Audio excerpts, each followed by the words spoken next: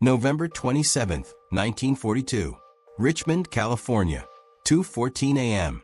The night sky glows orange. Not from fire, from industry. Sparks rain down like metal snow as welding torches hiss and crackle across a half-built ship. The air smells of burnt steel and oil. Somewhere in the darkness, a crane groans, lifting something massive, something impossible. And standing beneath it, staring up at a hull that didn't exist days ago, is a man no one expected to change the war. His name is Henry J. Kaiser. He isn't a naval officer. He isn't an admiral. He's never even built a ship before. And yet, tonight, he's attempting something that seasoned shipbuilders say cannot be done. Build an ocean-going cargo ship in days. Across the Atlantic, German U-boats are tightening their grip. Convoys burn in the night. Oil slicks stretch for miles. Survivors cling to freezing water as wolf packs tear through Allied shipping lanes. Admiral Karl Donitz knows exactly what he's doing, starve Britain, and the war ends without a land invasion. And it's working. By late 1942, the Allies are losing ships faster than they can replace them. Steel, fuel, food, ammunition, all sinking faster than factories can produce. In Washington, the math is brutal. If something doesn't change soon, Britain falls. And if Britain falls, Europe is lost. Back in Richmond, the shipyard doesn't look like a place that can save the world. It looks chaotic, improvised, loud. Workers shout over the noise. Many of them have never seen a ship up close before. Farmers, shopkeepers, housewives, teenagers. Some still don't know the names of the tools in their hands. And yet, they're building one of the most important weapons of the war. Not a tank, not a plane, but something far more critical. A Liberty ship. Traditional shipbuilders laugh at the idea. Ships, they say, are not cars. You don't just assemble them. You craft them. Slowly, carefully, over months, sometimes years. Each plate fitted by skilled hands. Each rivet hammered with precision. A process refined over generations. But Kaiser doesn't see it that way. He sees something else. A pattern. He walks along the massive steel frame, boots echoing against the unfinished deck. Around him, workers struggle to align heavy plates. Sparks fly. Measurements are shouted. Too slow. Far too slow. Kaiser stops. Watches. Then he says something that changes everything. What if we don't build the ship here? The foreman looks confused. Kaiser points out into the darkness, toward rows of fabrication sheds. What if we build it everywhere? The idea sounds insane. Instead of constructing a ship piece by piece in one place, build sections separately. Prefabricated chunks. Entire parts of the ship assembled in different areas, then brought together like a puzzle. Mass production. Like automobiles. Like nothing the shipbuilding world has ever seen. At first, the resistance is immediate. Experienced shipbuilders shake their heads. You can't align massive steel sections that way. You can't weld ships like that. Rivets are stronger. You can't trust untrained workers with precision work. And above all, you can't rush the ocean. But Kaiser doesn't argue. He just starts. Within days, the shipyard transforms. Steel plates are cut in separate workshops. Bulkheads are assembled in parallel. Entire sections of hulls take shape away from the docks. Workers are trained not as craftsmen, but as specialists.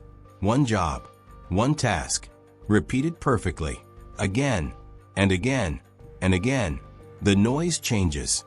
It becomes rhythm, predictable, mechanical, relentless, like a heartbeat. You can almost feel it in your chest, the pulse of production rising. Cranes begin moving faster. Sections arrive at the dock in sequence. Welding replaces riveting, faster, lighter, more efficient. Ships are no longer being built. They're being assembled. But there's a problem, a big one. The first ships begin to show cracks. Welded seams, under stress, fracture in cold waters. Entire hulls risk splitting apart. Critics pounce. They were right, they say. You rushed it. You cut corners. You don't understand the sea. And for a moment, it looks like they might be right. But Kaiser doesn't stop. He adapts. Engineers are brought in. Metallurgists study the fractures. Welding techniques are improved. Steel composition is adjusted. The process evolves faster than anyone thought possible. Failure isn't stopping production. It's accelerating it. And then something extraordinary begins to happen. Ships are launching faster. Weeks instead of months. Then days. Workers who had never seen the ocean are now building the vessels that will cross it. Women take up welding torches. Teenagers operate heavy machinery. Entire communities become part of the war effort. The impossible is becoming routine. But even as production speeds up, the Atlantic is still burning. Convoys are still being hunted. U-boats are still sinking ships faster than they can be replaced. And the question hangs over everything like smoke in the air. Can this new way of building ships outrun destruction itself? Because somewhere out in the black waters of the Atlantic, a wolf pack is waiting, and they have no idea what's coming. The first section of hull swings into place just before dawn. Chains creak. Steel groans. A crane operator, hands steady on the controls, lowers a massive prefabricated segment toward the keel. Workers below guide it with ropes, shouting over the noise. Easy, easy, hold it. The piece settles. Perfectly. For a moment, no one speaks. Then, the foreman nods. Weld it. What used to take weeks just happened in minutes. And now, there's no going back. Across the yard, identical sections are being built at the same time. Bow sections, stern sections, engine rooms, deck houses, each one assembled in different corners of the shipyard like parts of a machine. Not one ship, dozens, all at once. You can almost see it from above, a choreography of steel. Cranes swinging in arcs, sparks flashing like lightning, workers moving in patterns, repeating motions until they become instinct. This isn't shipbuilding anymore. It's production. But speed brings pressure, and pressure reveals weakness. In the early weeks, mistakes happen. Sections arrive misaligned by inches. Weld seams fail inspection. Equipment jams. Workers, many still new, struggle to keep up with the relentless pace. One miscalculation can throw off the entire sequence. One delay ripples across the yard. Kaiser watches it all. Not from an office. From the ground. Boots in the mud. Coat covered in soot. Eyes scanning every movement. He doesn't demand perfection. He demands improvement. Faster, he says. But not blindly. Smarter. He introduces something radical. Continuous workflow. No waiting. No pauses. As soon as one section is finished, the next is already on its way. Materials arrive just in time. Workers rotate shifts, so the yard never sleeps. 24 hours a day, 7 days a week. The lights never go out. And slowly, something changes. The chaos begins to organize itself. Workers who once hesitated now move with confidence. Welders develop speed without losing precision. Crane operators anticipate movements before commands are even shouted. You can feel it. The system is learning, adapting, evolving. Then comes the moment no one expected. A Liberty ship is completed in just over a week. The number spreads through the yard like electricity. 7 days, from keel to launch. Old shipbuilders refuse to believe it. Impossible, they say. There must be shortcuts, compromises, hidden flaws. Ships are not meant to be built like this. But the ocean doesn't care about tradition. It cares about survival. And the Allies are still losing ships. Out in the Atlantic, convoys are under constant attack. German U-boats, operating in coordinated wolf packs, strike at night. Torpedoes slam into hulls. Explosions tear through cargo holds. Sailors barely have time to react. Sometimes they don't even see it coming. A Liberty ship loaded with supplies burns in the darkness. Crates of ammunition detonate. Fuel ignites. The ship breaks apart under the force. Within minutes, it's gone. Back in Richmond, the news arrives quietly. Another ship lost. Another crew gone. No speeches. No ceremonies. Just a number added to a growing list. Kaiser reads the report, then folds it, and looks back at the yard. Build more. Because now he understands something deeper than speed. This isn't about building ships. It's about replacing them faster than the enemy can destroy them. And for the first time, that might actually be possible. The system accelerates. New yards open across the United States, Oregon, Alabama, Georgia. The same methods, the same relentless rhythm. Thousands of workers trained in weeks. America isn't just building ships. It's building capacity. And then, Richmond decides to prove something. They pick a ship, just one, and they set a goal so extreme, it sounds like madness. Build it in less than 5 days. The workers hear the number. Some laugh. Others shake their heads. Even the most experienced supervisors hesitate. But the challenge spreads. Quietly at first. Then everywhere. Faster. Every motion is analyzed. Every delay eliminated. Crews coordinate like clockwork. Materials arrive exactly when needed. Nothing waits. Nothing stops. The yard becomes something else entirely. Not a workplace. A machine. You can almost feel the tension in the air. Every second matters. Every weld counts. And somewhere deep in the yard, a whistle blows. Another section is ready. But as speed reaches new heights, a dangerous question begins to surface. What happens when you push too far? Because steel doesn't care about ambition, and the ocean never forgives mistakes. And soon, the limits of this impossible system will be tested. November 8, 1942. Richmond Shipyard Number 2. 9 a.m. A crowd gathers along the dock. Not officials. Not admirals. Workers. Hundreds of them. Welders still in helmets. Riveters with grease-stained hands. Women in overalls, faces marked with soot and sweat. They line the edge of the yard, staring at something that shouldn't be there. A ship, almost finished. And it hasn't even been 4 days. Her name is SS Robert E. Peary. The challenge has become real. Kaiser stands off to the side, silent, watching. He doesn't celebrate. Not yet. Because this isn't just a test of speed. It's a test of belief. The clock started just days earlier. November 5th. The keel was laid in front of witnesses, reporters, photographers, skeptics. Many came expecting to see failure, to watch the system collapse under its own ambition. Because building a ship in days wasn't just unlikely. It was absurd. But from the moment the first steel plate touched the dock, everything moved. You can almost hear it, the roar of synchronized effort. Cranes never stopped swinging. Sections arrived one after another, perfectly timed.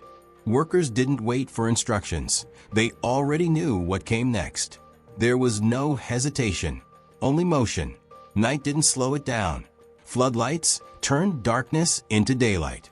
Welding torches burned brighter against the black sky. Sparks fell like rain, bouncing across steel decks that hadn't existed hours before.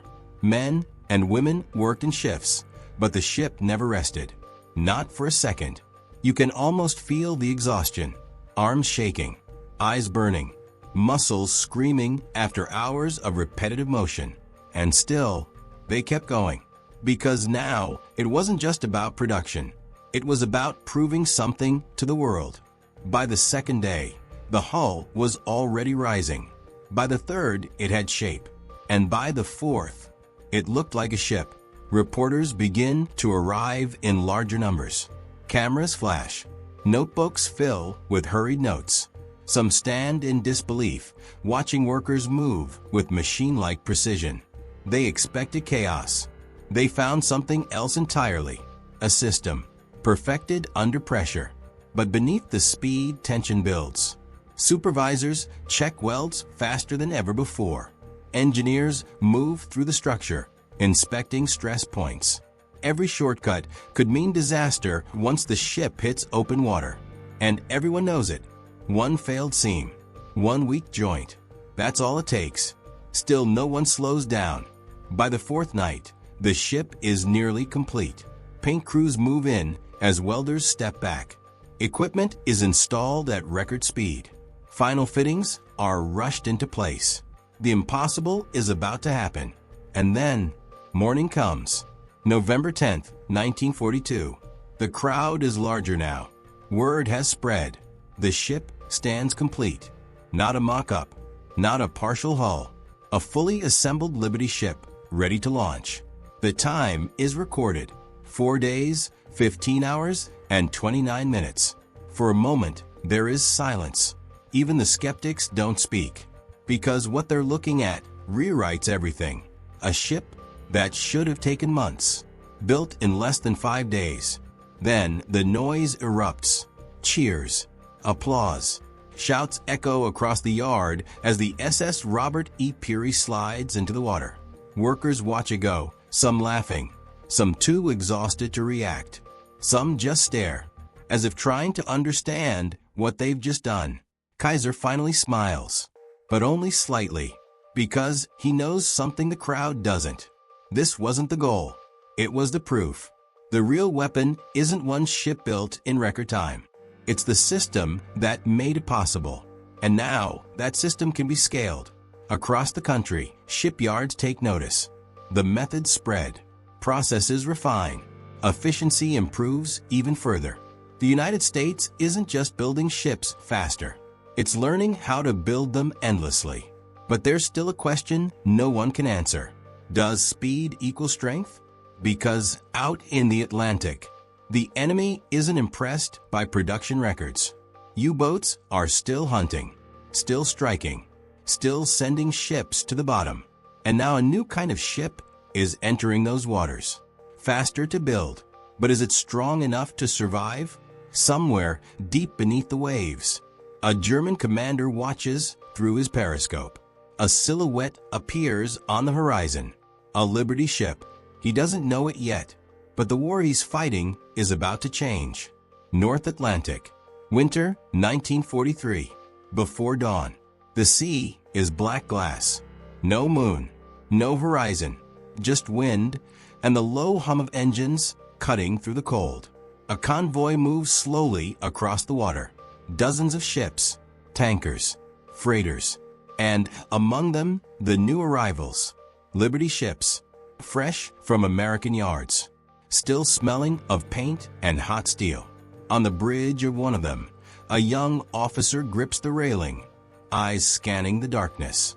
He's been told these ships are the future, built fast, built strong, built to win a war. But out here, belief doesn't matter, only survival. Below the surface, something moves, silent, patient. A German U-boat. The commander watches through his periscope. He sees the convoy, scattered lights, silhouettes against the faint glow of the horizon. Easy targets. He's done this before, many times. He studies one ship in particular. Boxy, plain, unremarkable. A Liberty ship. Too simple, he mutters. No armor, no heavy guns, just cargo. He adjusts his aim. Fire. The torpedo leaves the tube with a dull thud. Then silence. Seconds stretch. The crew waits. On the Liberty ship, no one sees it coming. The impact is sudden. A violent explosion tears into the hull. Steel bends inward. The deck shudders. Men are thrown to the ground as alarms scream through the ship. Fire erupts below. Smoke pours into the freezing air. For a moment, it looks like every other sinking. But then something different happens. The ship doesn't break. Water floods the damaged compartment, but the structure holds. Welded sections flex, but they don't tear apart. Bulkheads contain the flooding. The crew reacts. You can almost feel the panic turning into action. Orders shouted. Hoses dragged across the deck. Fire teams move into position. Damage control crews seal off sections. They've trained for this. And the ship stays afloat. Below, in the U-boat, the commander frowns. That should have been enough. He waits, watching, expecting the familiar sight, the slow tilt, the inevitable sinking. But it doesn't come. The Liberty ship limps forward, damaged, burning, but alive. The commander lowers the periscope, confused. Something has changed. Back on deck, the crew fights through smoke and heat. The cold wind bites at exposed skin. Water mixes with oil across the steel floor. Every step is dangerous, but they keep moving because the ship is still moving. Hours pass. The fire is contained. The flooding stabilizes. And slowly, against all expectations, the Liberty ship survives. It's not perfect. It's not elegant, but it works. And that's enough. Across the Atlantic, more Liberty ships enter service. Hundreds, then thousands. Some are hit, some are lost, but many keep going. And with every voyage completed, with every cargo delivered, the balance begins to shift. Supplies reach Britain. Fuel reaches Allied armies. Weapons, vehicles, ammunition, all flowing across the ocean in numbers never seen before. The U-boats are still hunting, but now they're chasing something they can't keep up with. Because for every ship they sink, another is already on its way. Back in Germany, reports begin to pile up. Convoys are growing larger. Losses aren't slowing production. Admiral Karl Donitz studies the numbers. At first, he doesn't believe them. Too many ships. Too fast. He reads the reports again. Then again. And slowly, the realization sets in. This is no longer a battle of tactics. It's a battle of production. And Germany is losing. Back in Richmond, the shipyards don't celebrate. They don't slow down. They don't even look up. Because the system is still running. Cranes move. Welders spark. Sections rise. Day and night. Without pause. Without end. You can almost hear it from miles away. The steady rhythm of a nation building faster than the world has ever seen. But even now, there's one final truth waiting to emerge. Because this isn't just about ships. It's about something much bigger. Something the enemy is only just beginning to understand. And when that realization fully sets in, it will mark the moment the war can no longer be won. Berlin, early 1944, midnight. The room is quiet, too quiet. Maps cover the walls, the Atlantic, the shipping lanes, the convoy routes. Red markers for U-boats, blue for Allied ships. For years, the red markers dominated. Now, they're shrinking. Admiral Karl Donitz stands over the table, studying the latest reports. Convoys are larger. Escorts are stronger. Losses are rising. But that's not what unsettles him. It's the replacement numbers.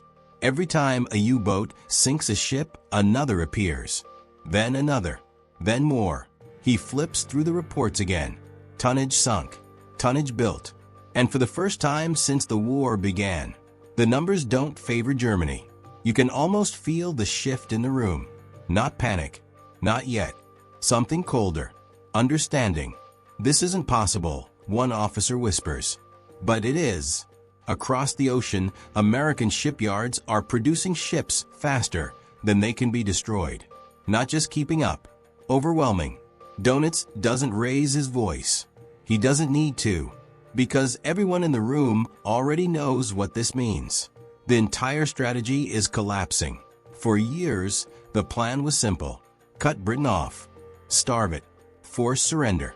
No supplies. No war. But now, the supplies are flowing again. Endlessly. Fuel.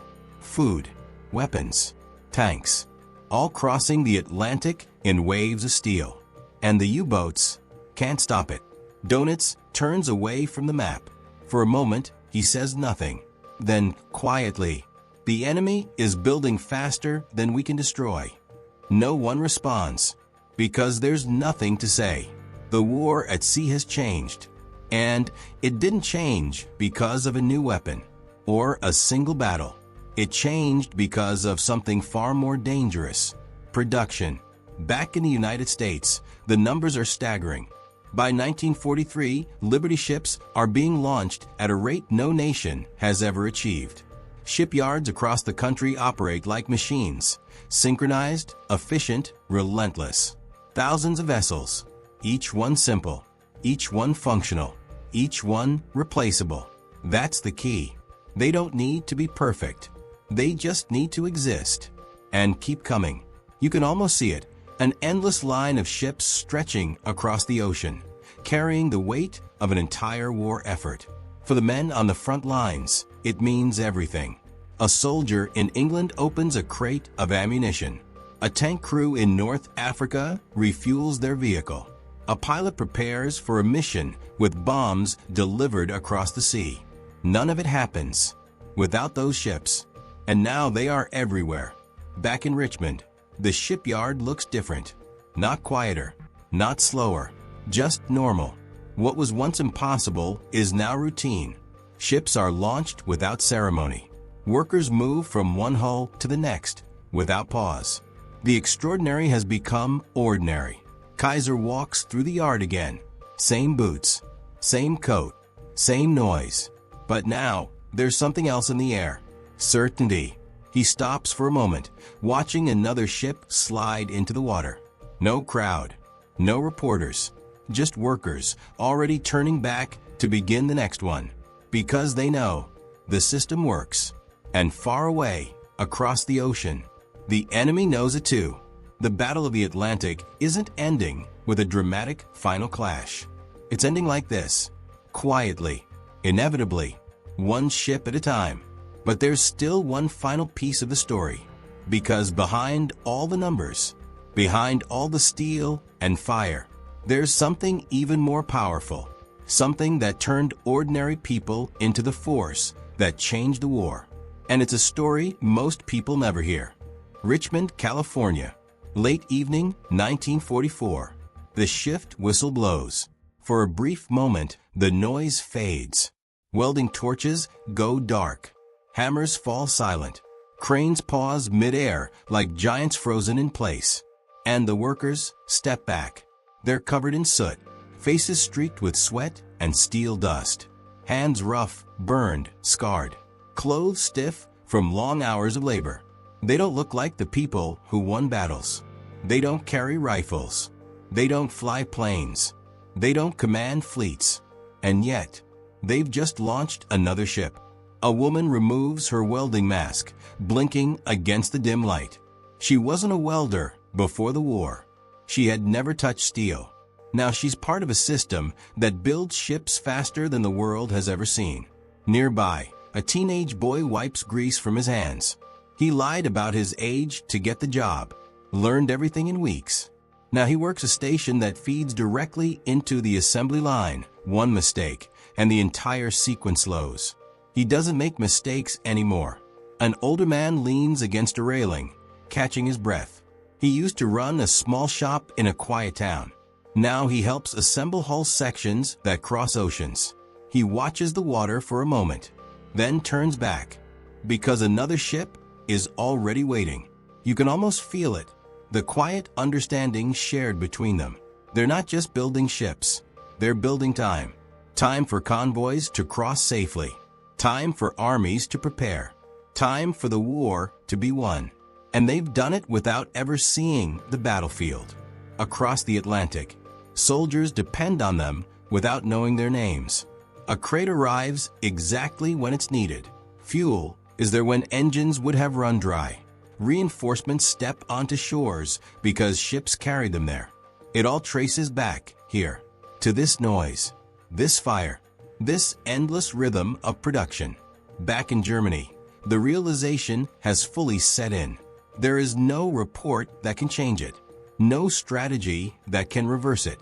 The Allies have something unstoppable, not just ships, capacity, the ability to replace losses faster than they occur, to absorb damage, to keep going no matter what. And that cannot be defeated by torpedoes. The U-boats still sail. They still hunt. They still sink ships. But it no longer matters in the same way. Because the outcome is already taking shape, not in a single battle, but in thousands of quiet moments. A weld completed, a section lifted, a ship launched, again and again and again.